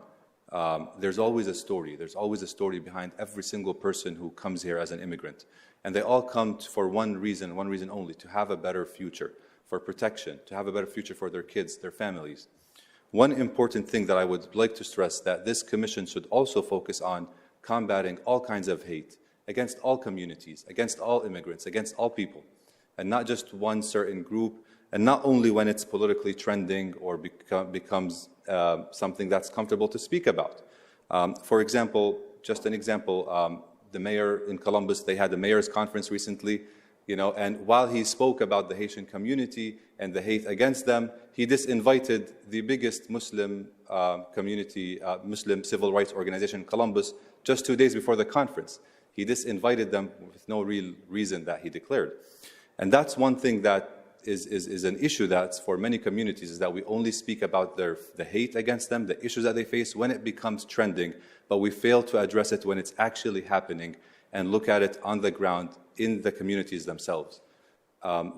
This commission should have this representation, not just individuals interested in photo ops, but actually to work and do the service that is needed to build up those communities, help them get on the right path to strive, to thrive, and for our city and communities to thrive together. Thank you. Thank you, Mazen. Thank you for being here this evening. And again, thank you for your service, both in your work as a lawyer and attorney, but certainly with Riverside. And it is an amazing organization. And thank you for continuing to come down to council and be an advocate for our community. Appreciate it. After Starshan, then we have Sarah DeMeo. Good evening. Thank you, Councilwoman Barosode Padilla. My name is Sudarshan Packrell, and I'm the Executive Director for the Bhutanese community of Central Ohio. I'm also part of the several research and work with Dr. Arati Maliku, and was glad to be part of this current research as well. With that note, our organization serves Bhutanese and other immigrant refugees in Central Ohio, and we have been serving for the last 10 years, focusing on issues such as resettlement, mental health, youth education, and economic empowerment. People we serve are a diverse mix of newly arrived immigrants and refugees, and many of whom have faced unimaginable hardship before coming to the United States. But even after resettlement, they encounter challenges here in Columbus, barriers related to language, access to essential services, education, healthcare, employment opportunities. This hurdle often makes it difficult for them to fully integrate into social and economic fabrics of our city. That's why the creation of Commission on Immigrant and Refugee Affairs is not only important, it is essential. We need to form a platform where voices of our immigrants and refugee communities can be heard directly by the city leaders. These commissions would provide that platform, offering a way for those most affected to inform and influence policies that shape their daily lives. For example, in the Bhutanese community, we have seen how lack of culturally appropriate mental health services has led to a severe crisis, and we have faced one of the highest mental health and suicide rate in the nation. And so awareness of such kind of issues and policies would help establish an institutions, and I hope this commission will lead to that directions. It will also create a mechanism that I believe will address the gaps in services, ensure that no group falls through the cracks. Moreover, the data speaks the volume, and immigrants have contributed significantly in the growth of Columbus, making up to 26% of the population growth from 2014 to 2019. And also, we know the economic number. The New American economic data shows that the New Americans contribute around $2.1 billion in local revenue. Yet many of them are underrepresented in leadership roles and lack sufficient access to civil participation. A commission dedicated to addressing those issues could work to bridge this gap, empowering immigrants to engage more actively in their communities and in the political process. This commission is about fostering inclusion, I believe. It is about building a city where everyone, regardless of where they were born, has a fair chance to thrive. By creating a commission on refugee and immigrants, we are making a commitment to this ideal, a commitment to improve access to resources, enhance cultural understanding, and promote policies that benefit not just immigrants, but the entire city of Columbus. In closing, I strongly encourage your support for this commission. It's an opportunity for us to ensure that the contribution, concerns, and the need of our immigrants and refugee communities are recognized, valued, and addressed. Thank you for your time. Thank you for your dedications in making Columbus more inclusive and welcoming place for all of us. Thank you. Thank you, Starshan. Thank you for your service on the committee that helped to put the work together and the town halls together. We really appreciate it. Thank you for your advocacy of the Bhutanese community as well. So after Sarah, Karen Motzing, let me start over. Yes, Motzing and Tariq Mohammed from Jewish Family Services. And then after that, we have Hassan Rashad from Global Humanitarian Aid and Social Development Incorporated. Sarah, the floor is yours. Good evening, Councilmember Barroso de Padilla and Councilmember Day Ockhower. My name is Sarah DeMeo. I am the Program Officer at the Ohio Hispanic Coalition, a Latino 501c3 nonprofit organization here established in 1990. Our agency is committed to improving the well-being and quality of life of all Latinos through advocacy, education, training, and access to quality services. We provide culturally responsive and linguistically appropriate direct services to our Latino residents here in Columbus. Some of our notable programs include an after-school program, summer camp, services for victims of domestic violence and sexual assault, as well as our community health workers serving patients at federally qualified centers, and also workforce development. All of our programs are focused on the social, educational, and economic advancement of Ohio's Latino communities. In 2023 alone, our agency served 81,704 individuals with heritage from our 21 different Latino countries. Currently in Columbus, we have seen major increases in immigrants specifically from Venezuela, Colombia, and Dominican Republic, who historically have not been in the area or have had high representation here in Columbus. Many of these immigrants encounter barriers such as language, culture, health, housing, and the knowledge of the resources that are available here. This has pushed our agency, like many of us here, to evaluate and adapt our services to cater to these needs of the new wave of immigrants. Unfortunately, current events of prejudice, misinformation on a local and national level have impacted our immigrant residents' sense of belonging, and as they feel a constant fear that prevents them from seeking services. The establishment of the Commission on Immigrant and Refugee Affairs is essential for our Columbus's future as it incorporates immigrant residents in our local government processes, prioritizes specific areas of need such as health and human services, education and training, and access to local government resources to promote timely solutions, and creates accountability for meaningful access to city resources that are culturally and linguistically responsive. As an immigrant from Panama, I am a proud daughter of a U.S. Army veteran and a former attorney. I moved to the United States at the age of 7. My family and I faced many of the same barriers as my immigrant neighbors. With the support from my family and the Columbus community, I am honored to stand here today as one of the leaders of Columbus and our Latino community, and be able to help advocate on behalf of my Latino community in Columbus and on a statewide level. Although we may have many different stories, all of us here have chosen to make Columbus our home, and I am proud to live in a city that takes pride in its immigrant residents just like me. On behalf of our agency, I would like to thank Councilmember Barroso de Padilla and all the members I know that also are supportive of this initiative on implementing the commission focus to meaningfully address the needs of each one of our immigrant residents, demonstrating truly that immigrants do matter here in Columbus. So thank you so much. Thank you, Sarah, and thank you for the work of the Ohio Hispanic Coalition. We deeply appreciate it, and thank you for being a leader in our community.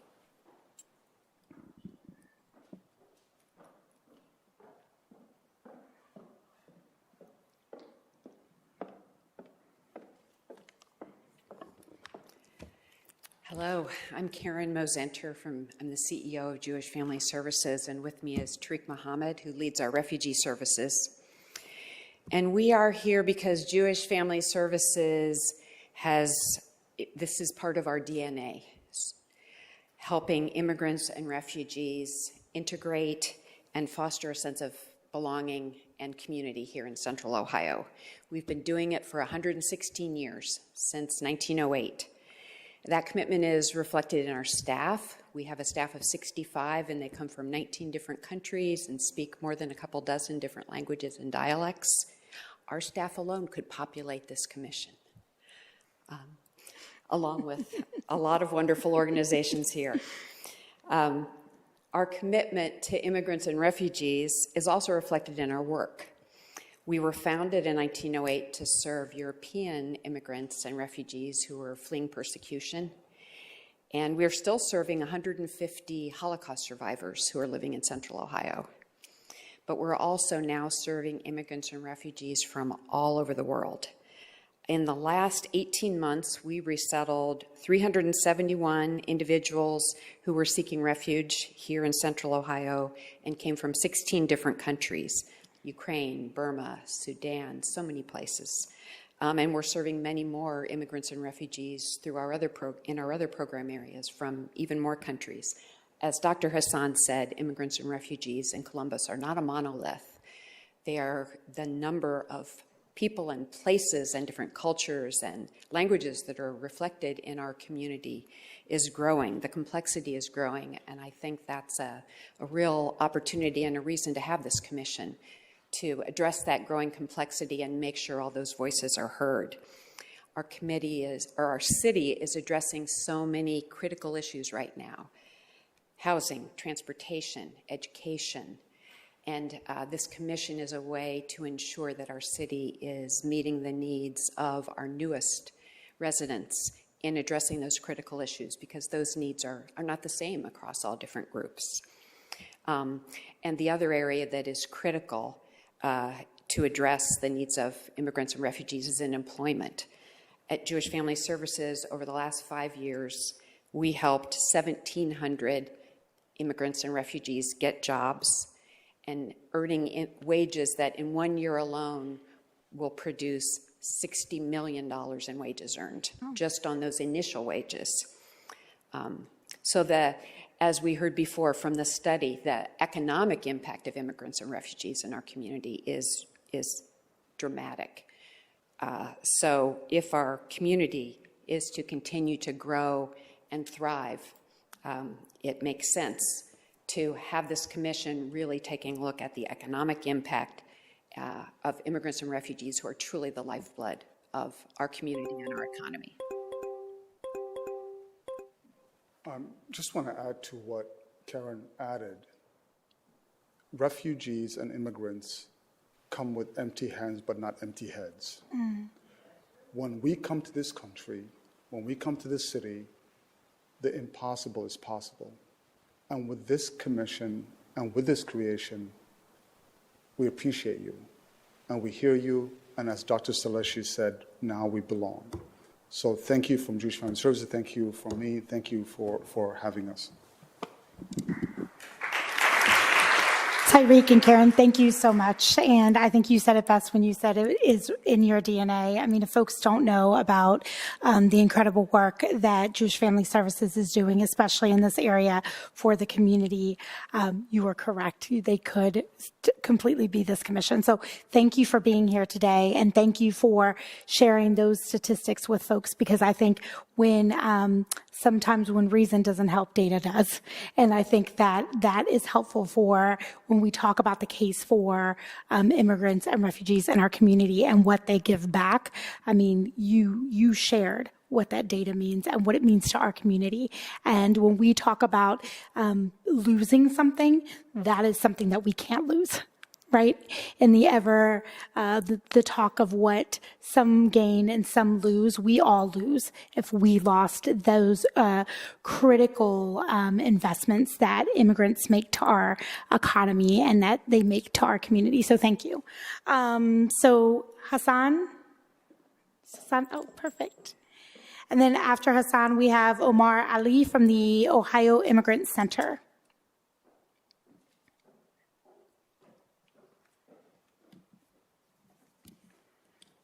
Thank you, council members. Good evening. Respected members of the Commission, Immigrant and Refugee Affairs, honored guests, and my fellow advocates. My name is Hassan Shai, and before I stand before today, not only as a community leader, but as a father of 8 children. Yes, 8 children. So if anyone here thinking they have a busy life, trust me, I understand.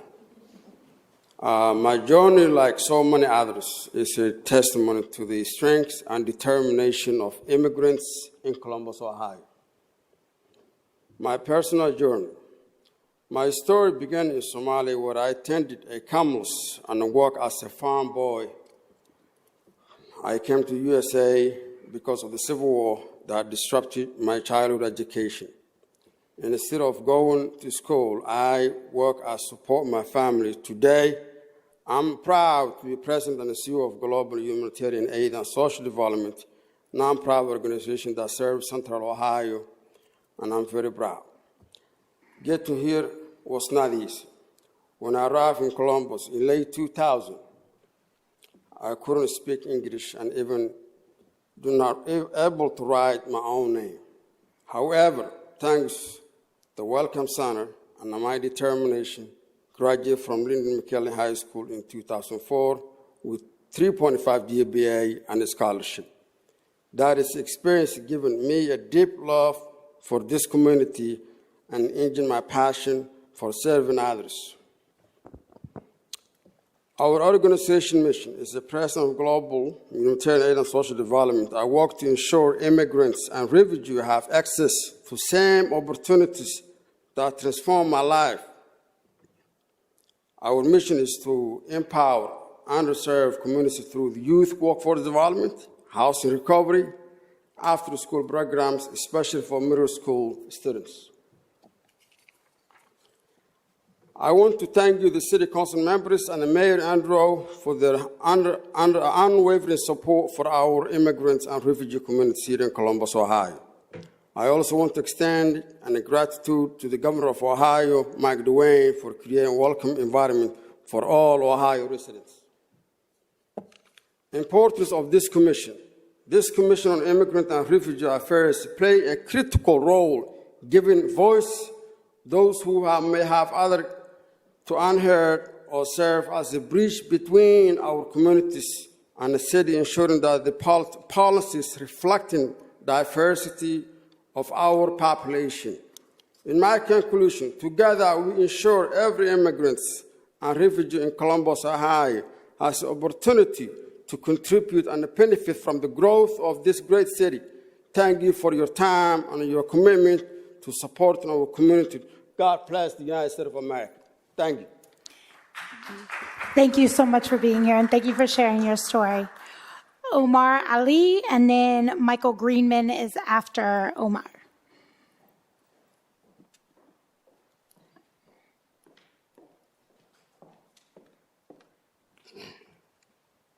Good evening. Councilmember Lourdes Barroso Deputy, Councilmember Nancy Day Akwa, and fellow residents of Columbus. My name is Omar Ali, and I am the Executive Director of the Ohio Immigrant Center. I'm also an immigrant from Somalia who proudly calls Columbus home. Thank you for the opportunity to speak in support of the creation of the Commission on Immigrant and Refugee Affairs. After graduating from the University of North Texas with a degree in political science, I moved to Columbus from Dallas, seeking new opportunities. Since then, I've started my own media company called Somali People TV, and I became a community advocate. However, like many immigrants, I faced challenges navigating systems and accessing resources that could have been smoother with better support. At the Ohio Immigrant Center, we serve a diverse population of immigrants and refugees seeking assistance with healthcare, education, housing, and employment. Despite their significant contributions, over $2.1 billion in taxes in Central Ohio in 2019, and that is according to the New American Economy. They often encounter barriers that hinder their integration. The same report highlights that immigrants contributed $729.5 million to Social Security and $204.3 million to Medicare that year. Immigrants represent 10.7% of our labor force and are crucial in key industries, including STEM, transportation, manufacturing, and healthcare, particularly during the COVID-19 pandemic. They have also helped preserve or create 8,500 local manufacturing jobs that might have otherwise disappeared. This data underscores their vital role in our community and economy. The proposed commission will amplify voices of immigrants and refugees, ensuring their concerns inform city policies on healthcare, human services, and education. It will bridge the gap between these communities and the services they need to thrive. I see firsthand how access to services transforms lives. This commission will make Columbus a more inclusive and equitable city, empowering individuals and enhancing community strength. As an immigrant, I know the potential impact of this commission for our city. I urge the council to move forward with its creation. Thank you for your time. Appreciate you. Thank you, Mr. Ali. Thank you for being here, and thank you for the work that you do in our community. Mr. Greenman? And after agreement, it's Victor Mascalak.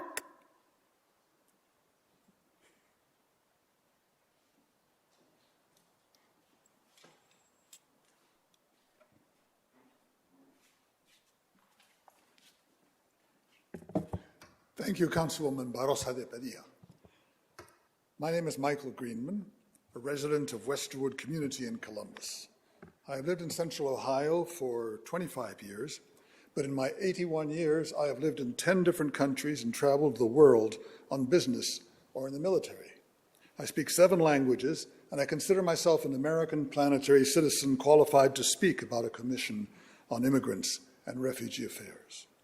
I'm part of the One ID Columbus Initiative, a task force that since 2017 seeks to obtain legal photo identification for the estimated 80,000 residents who do not have a legal photo ID. Such individuals often cannot access many services, such as hospitals, schools, banks, libraries, government offices, and others. Of these numbers, a 2019 study published by the Immigrants Make Columbus Initiative finds that some 41,000 are undocumented immigrants. Depending primarily on the political situation, undocumented residents are obliged to live in the shadows in continuous fear of being detained or perhaps deported. Over 32 other cities across America have such a city government program. These programs offer significant benefits to cities and residents alike wherever they are implemented, such as in New York, Philadelphia, Detroit, Cincinnati, and San Francisco, to the point where approximately half of the 1 million New Yorkers who have ID NYC cards in New York City are held by residents who did not specifically need the card to feel included, simply because of the benefits they accrue. The head of the Cincinnati program tells us that immigrants from Haiti and Mauritania residing in Columbus have called seeking local ID cards since Columbus does not offer them. In 2018, Columbus City Council spent $10,000 of taxpayer money researching the issue. The positive study was released several years ago, but no council member has brought it up since then. Columbus claims to be a welcoming community, but since there has been no real progress. The stated purpose of the proposed commission is to facilitate successful integration and a sense of belonging to a population that represents an increasingly large part of our community. Lacking legally accepted identification makes it impossible to have a real sense of belonging. I have reviewed the full proposal and note that the words undocumented and identification do not appear in the report. I believe that the Immigration and Refugee Commission may eventually help many in these communities, but I also believe that unless it includes the creation of legal city photo ID, it will be very difficult for Columbus to credibly identify itself as a truly welcoming city. Thank you.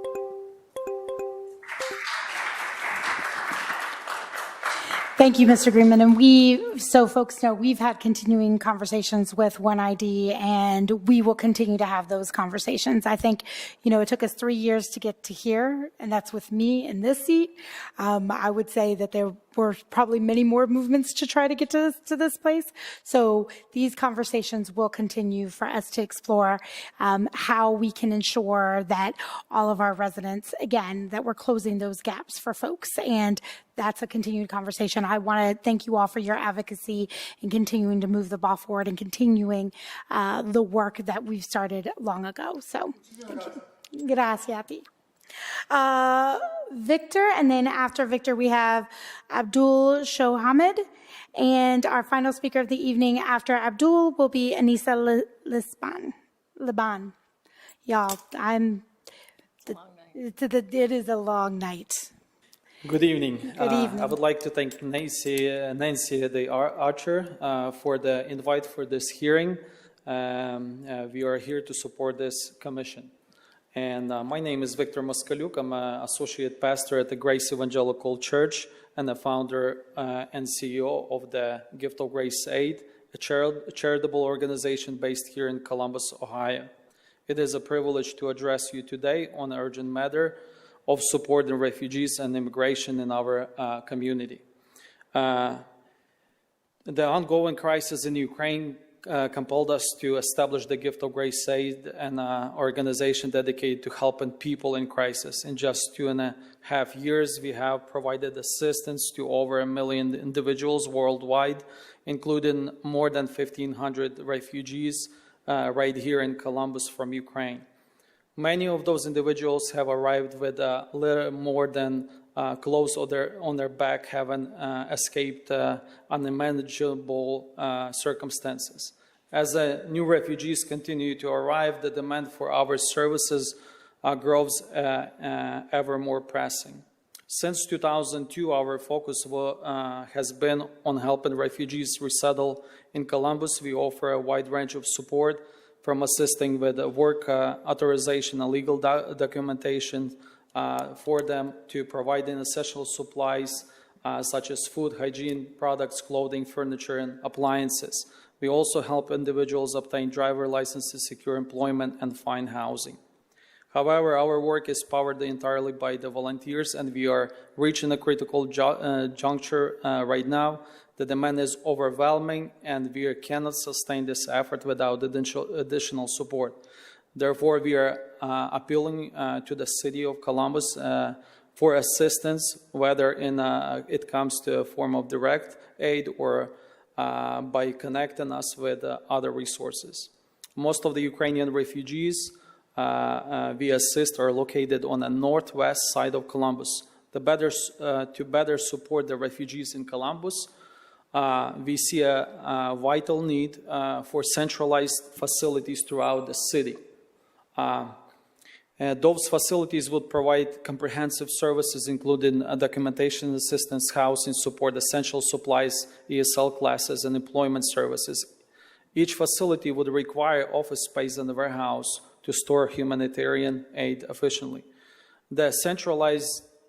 Centralizing those services, we can provide faster and more efficient support while utilizing our resources more efficiently.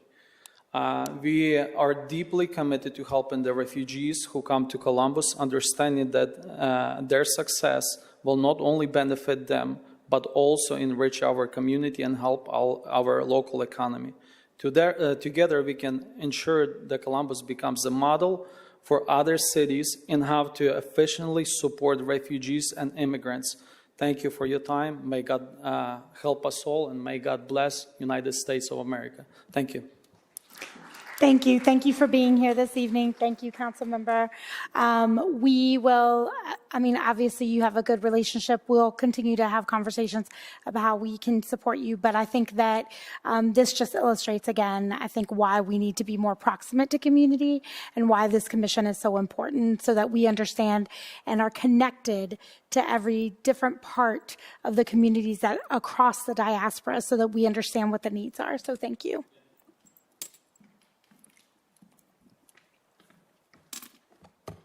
Good evening. I'm here tonight to express my wholehearted support for the establishment for this commission, which aims to advance, advocate, and engage with the growing and welcoming city of Columbus. My name is Abdul Shamamet. I'm a public health professional with the City of Columbus Public Health. I'm also a small business owner and also a co-founder and a board member of Abu Bakr Siddiq Islamic Center, one of the largest Islamic centers here in Central Ohio. The research that undertaken by our dedicated community members and partners has provided invaluable insight into the experience of immigrants and refugees in our city. This initiative has shown us not only the importance of belonging, but also the transformative power that comes from inclusivity. As Columbus continues to grow with our immigrant population by 1 million in 2050, the need for structured efforts to foster a sense of belonging has never been greater. Now is the time for our city to invest in this work. This commission will ensure that immigrant communities are not only welcomed, but also empowered to thrive. With barriers such as language access, employment, and housing, as well as education, are some of the challenges that this commission will be advocating. Not only for advocating, but also influencing the policies that our city council and other local government officials need to address to make Columbus a healthier and a welcoming city. In Columbus, if we need to continue to pride ourselves on being a city of opportunity, a city that embraces diversity, we have the chance right now to make a lasting change, building an inclusive infrastructure that supports just how it was outlined in the recommendations. As I was one of the founders in that community, in that Islamic center, there was an adjacent abandoned land over 13 acres, and few business owners, immigrants, have acquired and purchased that from the land bank. And right now, city and the county officials need to work with that group of businessmen to develop that housing opportunity in the southwest side with Council Day O'Connor, they assure in that neighborhood of which you represent. What they need is, as outlined in the recommendations, a systematic support, not only within the city of Columbus, but also in Franklin County and the townships in the neighborhood that can help build infrastructure to bring 120 units apartments in that community. That is also affordable, but also a much needed housing in that neighborhood. So I welcome the opportunity for this commission to take the advocacy to bring in Columbus and making a better community. Thank you for the opportunity. Thank you. Thank you for being here this evening. Thank you for your advocacy. Anissa.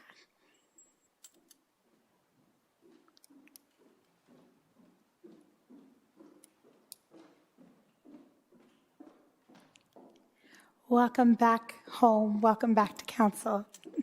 Thank you.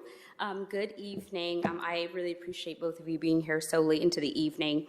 Good evening, Chairwoman Barroso de Padilla and members of council. I want to first express my gratitude to this council for its continued support of our immigrant and refugee neighbors. I honestly echo everything folks have said tonight. There's not really much I can add there, but I really want to take time to acknowledge you, council member, as well, Nancy Dayocker.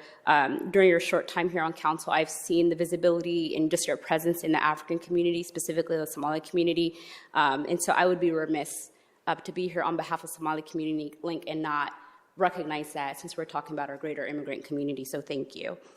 My name is Anissa Liban, and I serve as the Interim Chief Executive Officer at Somali Community Link, a Central Ohio nonprofit founded in 2020 during the height of the COVID-19 pandemic. At Somali Community Link, we pride ourselves on making an impact on the lives of hundreds of immigrants and refugees. During the pandemic, we opened our doors to address the urgent needs of vulnerable residents. In this process, however, we realized that there was an alarming number of immigrants and refugees in our community without access to the critical wraparound services and quality culturally tailored programs that were mentioned earlier today. This is why we are so thrilled to see this council, specifically you, Chairwoman, really champion this initiative.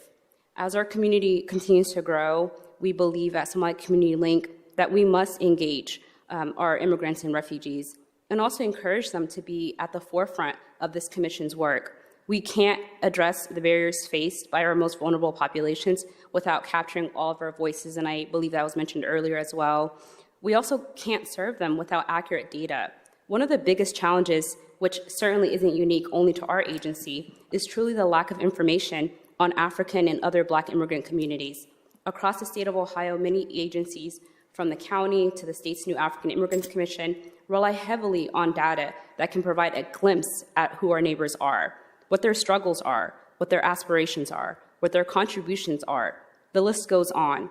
This commission has great potential to help capture some of this data, and we at Somali Community Link are ready to provide support. Additionally, I would like to take a brief moment to acknowledge the rise in anti-immigrant rhetoric, which has truly hindered many community members from comfortably seeking resources. not only at our agency, but across the human services sector.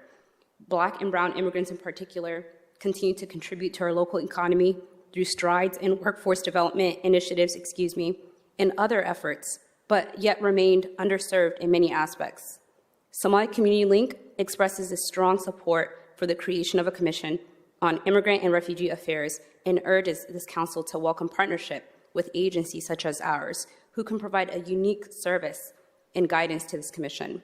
We believe in this work, and we are so eager and ready to support in any capacity. So again, thank you so much, Councilmember Barroso de Padilla, and members of this council for your continued support of Central Ohio's immigrant community. Seriously, thank you. Thank you, Anissa. And that concludes all of our public testimony. Thank you all for hanging in there. It's a little over 2 hours, and I know it's been a long day. I just want to, again, express my gratitude for all of the organizations that were represented here this evening, for all of the leaders who came out, the advocates who have been in this work for a long, long time, for being here. One thing that struck me time and time again throughout this evening is how we fight to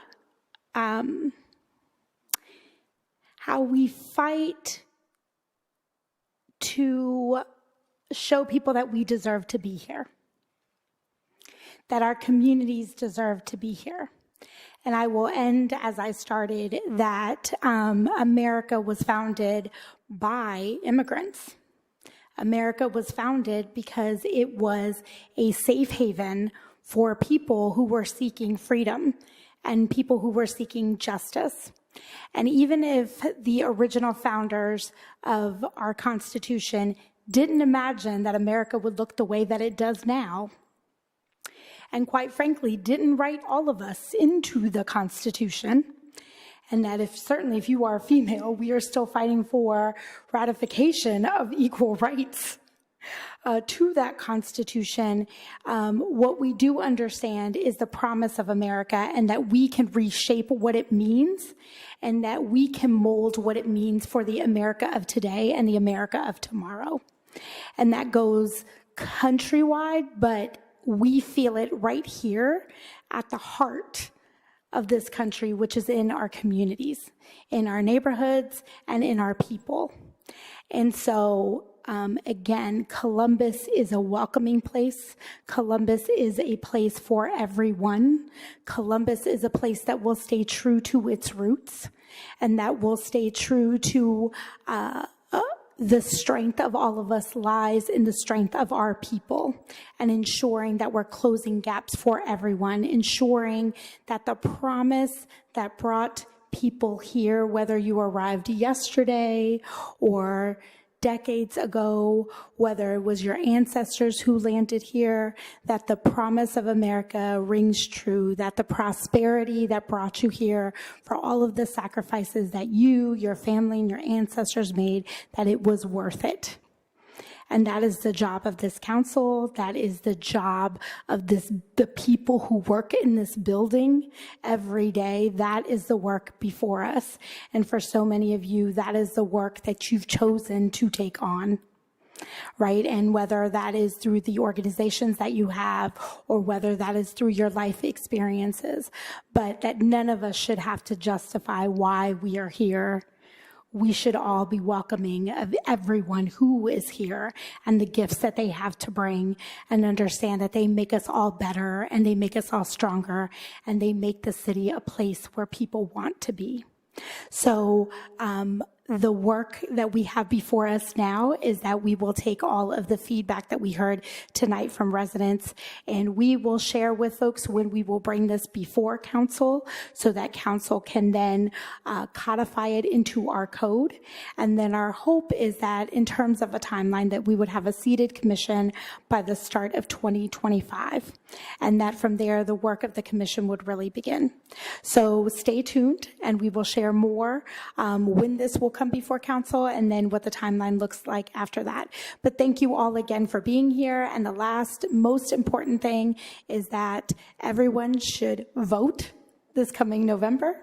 and that everyone should check their voter registration by October 7th to ensure that even if you are registered, there is nothing with your registration that would prevent you from showing up in literally October 8th when early vote starts in the city of Columbus. So thank you again, and thank you all for the work that you do, and have a good evening and a safe ride home.